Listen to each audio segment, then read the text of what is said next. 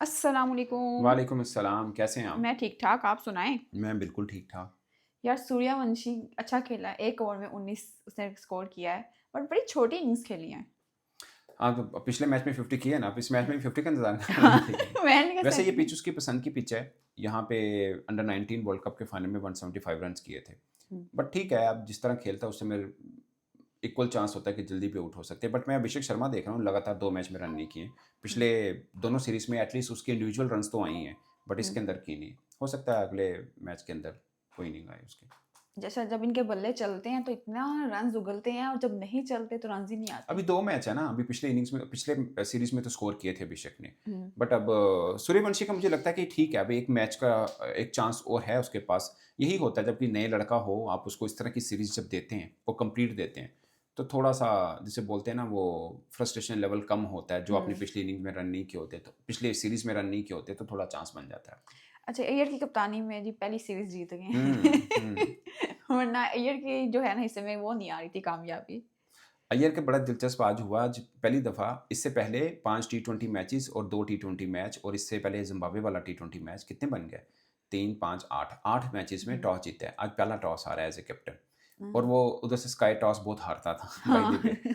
मगर अय्यर की कप्तानी में पहली सीरीज़ जीती है इन्होंने, हुँ, ये है। बट मैं बताऊँ बाज़-औक़ात होता है अब एक प्लेयर बड़े कद का है, वो एज़ अ कैप्टन भी अच्छा है, एज़ अ बैटर भी अच्छा है, एटीट्यूड भी है, सब चीज़ें हैं।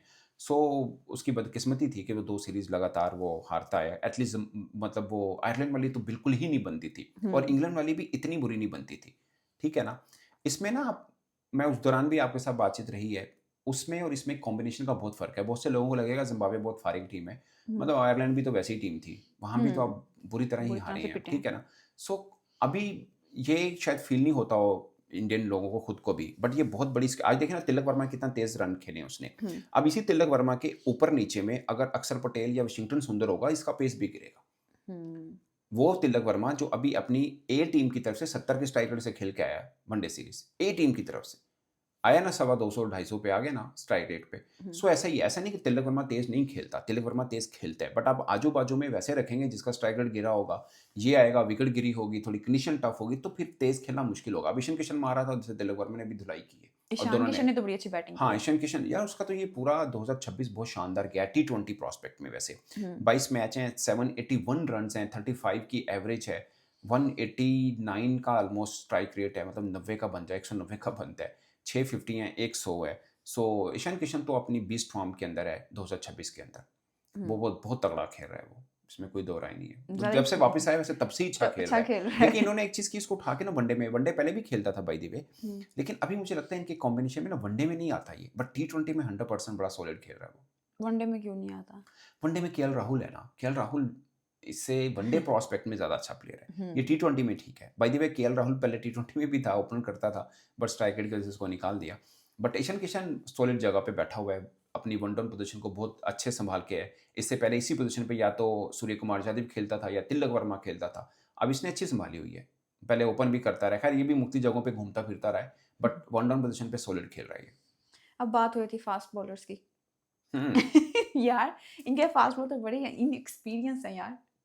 यार इनके पास में यश यश ठाकुर एक ही पहला डेब्यू किया उसने, हाँ, 24वां क्रिकेटर है by the way. Hmm, Zimbabwe के खिलाफ इनके ज़्यादा डेब्यू हैं, खैर उस पे भी करते हैं हम बात। हुँ, प्रिंस यादव के मेरे ख़्याल 8 मैच हुए हैं।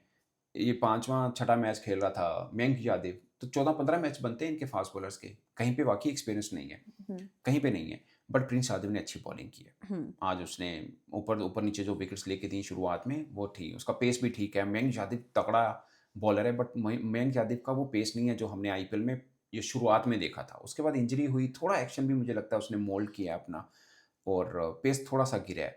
मतलब 150 के पास गया था ये, बट वो तो पहले 160 जाता था, 150 प्लस तो एवरेज ऐसे ही बॉल डालता था। वो वाला पेस गिरा है। हो सकता है 2 चीज़ें होती हैं, या तो एक्शन चेंज किया उस वास्ते पेस गिरता है, या बाज़-औक़ात आप इंजरी के बाद आते हैं, तो आपको थोड़ा-सा टाइम लगता है, ज़्यादा मैच खेलते हैं, फिर आपका पेस वैसा वापस आता है। बट इतना स्पीडस्टर जब होता है और पेस गिर जाए ना, और इतना ये 10 किलोमीटर, 12 किलोमीटर का जो गैप है, इसको फ़िल करना आसान नहीं होता, आप इंजरी के बाद जब आते हैं। बट ये इंडिया ही है जिसकी हम एग्ज़ाम्पल देते हैं कि यार इनका पेसर इंजरी के बाद आता है तो पेस नहीं गुम होता। हुँ, बट मयंक यादव का गुम हुआ है। ये उनको इसका ढूँढना है, क्योंकि मयंक यादव इसलिए टीम में खेल रहा है कि वो पेसर है। वरना इतने एवरेज पेस के साथ तो नहीं बनेगा। वरना प्रिंस यादव इसके ऊपर है, बाकी भी इनके कितने ही बॉलर हैं जो पीछे लगे हुए आईपीएल में, हमने देखे हैं, पेसर हैं इनके पास। सो ये रहेगा, मयंक यादव को रहना है तो उसको अपनी पेस के साथ आना पड़ेगा। वो जो उसका बॉल स्किड होता था, हाई वो हार्ड लेंथ से जंप लेता था, वो वाला मज़ा नहीं आया अभी तक। अगरचे बॉलिंग बेहतर की, पिछले मैच का मैन ऑफ द मैच भी हुआ वो, इसमें भी बेहतर की है, मगर पेस एक मेन कंसर्न है जो कि उसका होपफुली आगे थोड़ा और खेलेगा तो आएगा। मैं वैसे इंतजार कर रहा था कि क्योंकि आईपीएल का देखा हुआ है कि बड़ा तेज़ है, इस बार भी थोड़े मैच खेले इसने, बट जो पहला ऑडिशन खेला था बहुत तेज़ खेला था, तो मुझे लगा कि फिट होके आया तो उसी पेस के साथ आएगा, बट वो पेस नहीं है उसका। ये एक कंसर्न होगा उनके लिए शायद। आपको लगता नहीं कि फ्यूचर में भी इंडिया के लिए बॉलिंग जो है वो मसला रहेगा, दर्दिश यार सर ये बहुत से रहेगा? लोग कहते हैं, इंडिया के अंदर खुद भी ये बहस रहती है कि उनकी बॉलिंग जितना उनके बैट्समैन के पास, लाइक उनके बैट्समैन, उनका सबसे बड़ा बैट्समैन, दुनिया का सबसे बड़ा बैट्समैन है, वो है विराट कोहली, वो ना भी हो नीचे कोई ना कोई पड़ा हुआ है, मतलब जेसवाल आ जाएगा, यही होगा ना, ऐसे अगर ही है। विराट कोहली नहीं तो जेसवाल आ जाएगा, ठीक है, या कोई और भी इनकी जगह ले सकता है। इवन ईशान किशन की जिसकी मैंने बात की कि नहीं बनता, आप उसको भी वन डाउन ट्राई, कोई भी और भी बहुत नाम है, लंबी गायकवाड़ आ लिस्ट सकता है, है, हाँ गायकवाड़ हाँ। आ सकता है, ठीक है, आरसीबी का जो कैप्टन है वो आ सकता है, वो लंबी लिस्ट है, कोई ना कोई प्लेयर की जगह पे कोई ना कोई प्लेयर इनका मौजूद है, बैट्समैन की बात कर रहा हूँ। बट बॉलिंग में ना ये बहुत बड़ा उनका प्रॉब्लम है कि बुमराह ना होना तो ऐसा लगता है कि कुछ है ही नहीं है उनके, ही नहीं गुआचे है। फिर देने, ठीक है ना। हाँ, सिराज था, शामी था, शामी का मुझे नहीं पता, वो पुराना शामी देखा हुआ है हमने, अब पेस और सब फिटनेस कैसा है। सिराज का ऑफ कोर्स नहीं खराब हुआ होगा, तो सिराज एक है जो सहारा दे सकता है, खासकर सीना कंट्री के अंदर, he is very good bowler, ठीक है। सिराज है, अर्शदीप को कम यूज़ करते हैं या वनडे प्रॉस्पेक्ट के अंदर, बट बरार जो लड़का नया है वो भी ठीक बॉलर है, बट बुमराह नहीं है ना, कृष्णा भी वैसे अच्छा बॉलर है, बट बुमराह ना हो तो उनकी आधी बॉलिंग लगती है कि नहीं है। चैंपियंस ट्रॉफी जीते हैं विदाउट बुमराह, वो इसलिए जीते थे कि एशिया के अंदर खेली गई थी, एशिया में स्पिन का जाल बिछा, वो स्पिनर्स डालते हैं, तो अब देख रहे हैं जो ऑस्ट्रेलिया के खिलाफ सेमीफाइनल में रन हुए थे वही हाईएस्ट रन बने हैं चैंपियंस ट्रॉफी में दुबई के अंदर, उससे ज़्यादा किसी ने भी रन नहीं बनाए, वो 265-68 जितने भी रन थे, ठीक है ना, हाई स्कोरिंग मैच नहीं हुए क्योंकि स्पिनर्स को फेवर मिल रही थी अंडर द कंडीशन जो दुबई के अंदर हम देखते भी हैं, तो वहाँ भी इसलिए चल गया इनका। बट सीना कंट्री में विदाउट बुमराह इनके लिए बहुत बड़ा चैलेंज होगा, खैर अभी है उनके पास, बट वो चूंकि वो भी इंजरी प्रोन होते हैं तो इसलिए मैं कह रहा हूँ।